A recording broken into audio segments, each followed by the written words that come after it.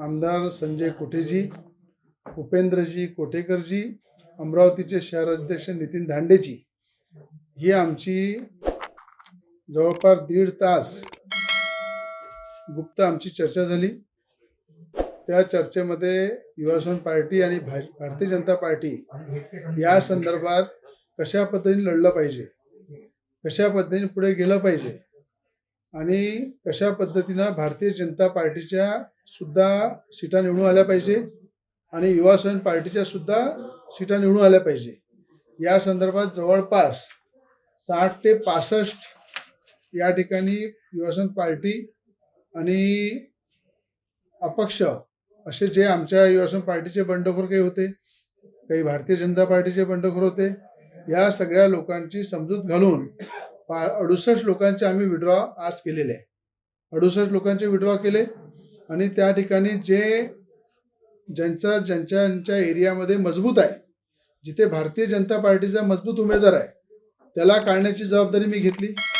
ज्या ठिकाणी युवा पार्टीचा मजबूत उमेदवार आहे त्याला सुद्धा त्या ठिकाणी काढण्याची जबाबदारी मी घेतलेली आहे आणि मैत्रीपूर्वक या ठिकाणी आम्ही लढू।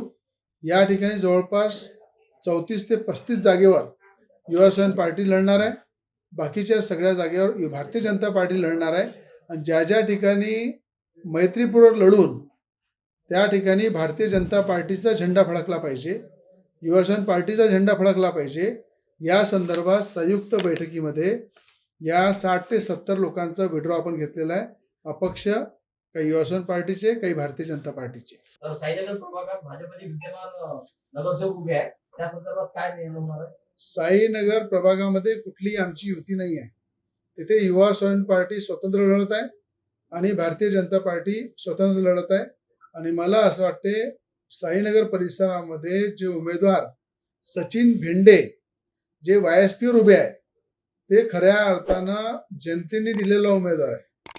आज जनतेच्या मागणीनुसार सचिन भेंडे मैदानामध्ये उतरले आहे, त्याला थांबवण्यासाठी जो प्रयत्न चालू आहे, ज्या ठिकाणी आरोनी निपक्षपणे नियमानुसार त्या ठिकाणी कुठेही अशा पद्धतीचं दबावाला बळी न पडता त्या ठिकाणी सचिन भेंडेच्या बाजूला निकाल दिला।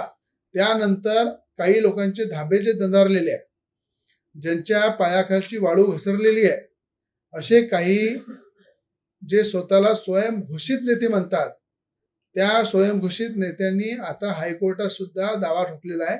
हायकोर्टामध्ये सध्या आता हिअरिंग चालू आहे, पण मला माहित आहे इलेक्शन आयोगाचा जो नियमानुसार सचिन भेंडेची बाजू भक्कम आहे, मजबूत आहे, कुठेही त्याच्यामध्ये किंतु परंतु नाही आहे। पण एवढं घाबरायचं कारण काय?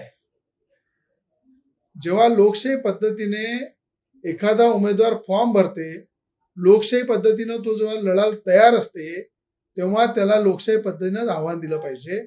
अशा प्रकारचं चुकीच्या तक्रारी करून त्या चुकीच्या तक्रारीवर एकदा निर्णय झाल्यानंतर आरोणी दिल्यानंतर तो फेटाळल्यानंतर अर्ज समोरच्याचा त्यानंतर कोर्टामध्ये जाणं, कोर्टामध्ये त्याच्यावर दावा करणं, त्याला खारिज करण्याचा प्रयत्न करणं, हे सगळं केल्यापेक्षा जर आपल्या प्रभागामध्ये जनतेची सेवा केली असती सचिन भेंडे सारखी तर हे करायची गरज पडली नसती।